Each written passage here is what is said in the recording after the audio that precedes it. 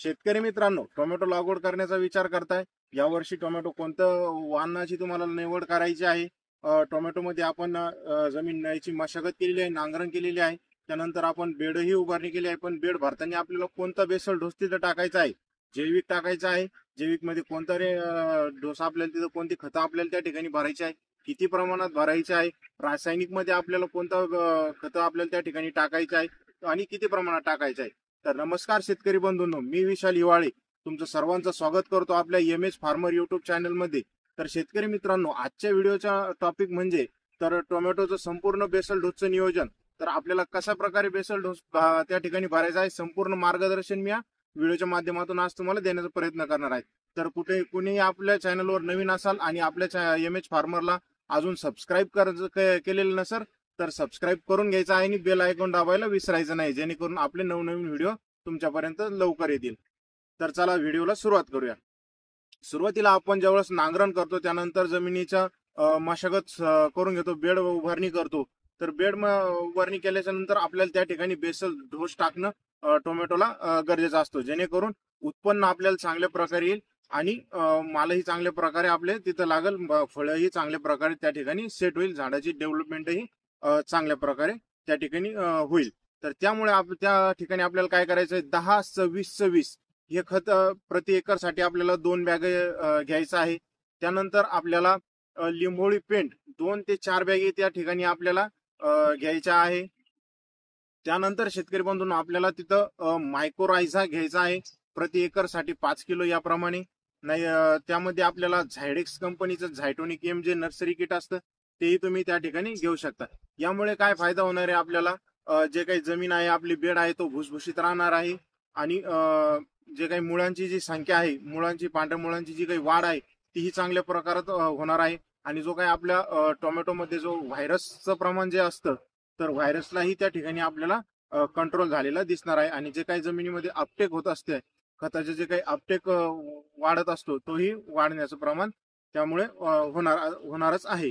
तर यासोबत शेतकरी बंधूंनो, आपल्याला काय करायचं आहे, आणखी ऍग्रीकॉन कंपनीची जी काही काला किट आपल्याला मार्केटमध्ये मिळते ती घ्यायची आहे. किंवा जर कधी तुम्हाला काला किट त्या ठिकाणी नाही मिळाली तर यारा कॉम्प्लेक्स जे काही फर्टिलायझर मिळतं प्रति एकर साठी तुम्हाला ते 25 किलो घ्यायचं आहे. यामध्ये काय होऊन जातं, तुम्हाला एनपीके तर मिळतात, सोबत तुम्हाला मायक्रोन्यूट्रिएंट्सची कमतरता तिथं असली आपल्या आलेली पुढे दिसून येत असते आपल्या प्लॉटमध्ये.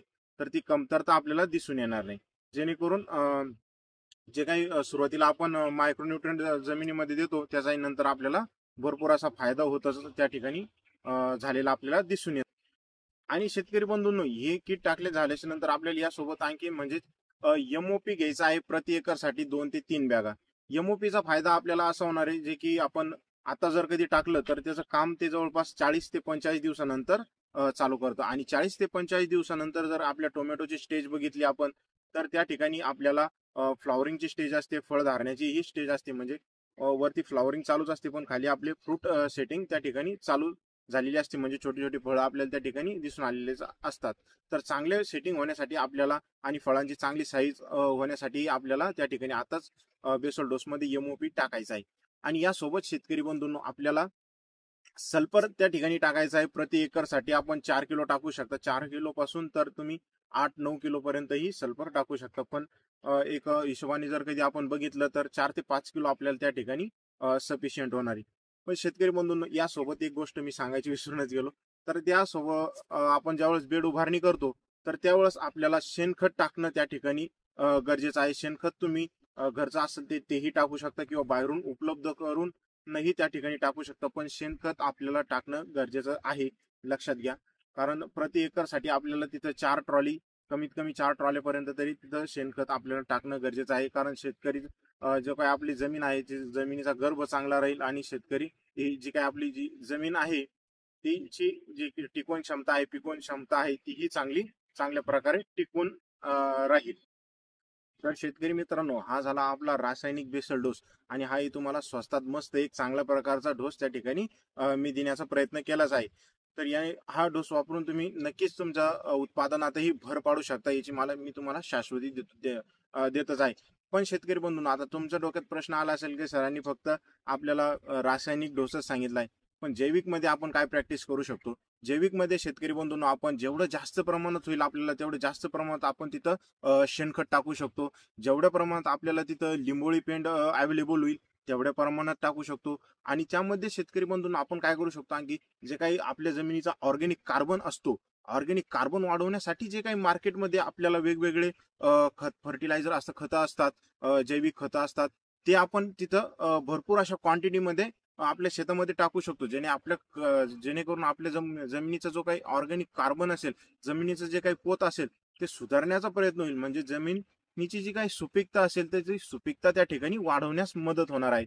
नक्कीच आपल्याला ऑर्गॅनिकवरही चांगल्या प्रकारे त्या ठिकाणी भर द्यायचा आहे. आता ऑर्गॅनिक कार्बन वाढवण्यामध्ये जे काही खत वगैरे असतात ते आपल्याला किती घ्यायचे? प्रति एकरसाठी आपण डायरेक्ट 1-1 टनापर्यंतही ते खतं त्या ठिकाणी टाकू शकतो, जेणेकरून आपल्या जमिनीची सुपीकताही चांगल्या प्रमाणात वाढेल. आणि आपलं सोबत शेणखत असणार आहे, सोबत आपल्याला तिथं लिंबोळी पेंडही असणार आहे. त्यामुळे आणखीन आपली जमीन त्या ठिकाणी सुपीक राहणार आहे. यासोबत जर कधी शेतकरी म्हणून आपण जर एक विचार केला तर आपण त्या ठिकाणी ह्युमिकचाही वापर करू शकतो. प्रति एकरसाठी आपल्याला त्या ठिकाणी 10-12 किलोपर्यंत 15 किलोपर्यंत आपण ह्युमिकही त्या ठिकाणी टाकू शकतो चांगल्या क्वालिटीचं. आणि यामध्ये शेतकरी बांधवांनो आपण मायक्रोरायझा एक घेऊ शकतो. म्हणजे मायक्रोरायझा ही आपल्याला एक त्या ठिकाणी बेस्ट ऑप्शन आहे. मायक्रोरायझा जर कधी विचार केला शेतकरी बांधवांनो आपण, तर आपल्याला त्या ठिकाणी 10 ते 12 किलो पर्यंत मायक्रोरायझा घ्यायचा आहे. त्यामध्ये आपल्याला झायडेक्स कंपनीची जी काही नर्सरी किट असते ती एकदम उत्कृष्ट आपल्याला त्या ठिकाणी रिझल्ट आपल्याला तिथे दिसून येत असतात. आणि बाकीचाही अदर कंपनीचा जो काही मायक्रोरायझा असतो तोही तुम्ही त्या ठिकाणी देऊ शकता. मायक्रोरायझामुळे काय होणार आहे शेतकरी बांधवांनो, नेमकं तुमचं जे काही पांढऱ्या मुळांची वाढ आहे ती वाढ चांगल्या प्रमाणात त्या ठिकाणी होणार आहे. आणि तुमचं जे काही आपलं हे असतं झाडाला ट्रेस मॅनेजमेंट असतं, आणि काही आपलं खतांचा जो काही अपटेक होणार असतो तोही चांगल्या प्रमाणात त्या ठिकाणी होतच असतो. तर शेतकरी बंधूंनो, मी तुम्हाला रासायनिक खताबद्दलही माहिती दिली आणि जैविक खताबद्दलही या ठिकाणी सांगण्याचा भरपूर असा प्रयत्न केला जाईल. नक्कीच तुम्ही कॉम्बिनेशन वापरा. अशा प्रकारे तुम्ही बेसल डोस भरा. रासायनिक मध्येही भरला तरी चांगला आहे, जैविक मध्येही तुम्ही टाकला तरी उत्कृष्ट असे तुम्हाला रिझल्ट त्या ठिकाणी येणार आहे आणि उत्पादनातही वाढ होणार आहे. तरी व्हिडिओ आवडल्यास आपल्या व्हिडिओला लाईक करा, चॅनलला सबस्क्राईब करायला विसरू नका आणि गरजूवंत शेतकऱ्यापर्यंत व्हिडिओ नक्की पोहोचवा. धन्यवाद.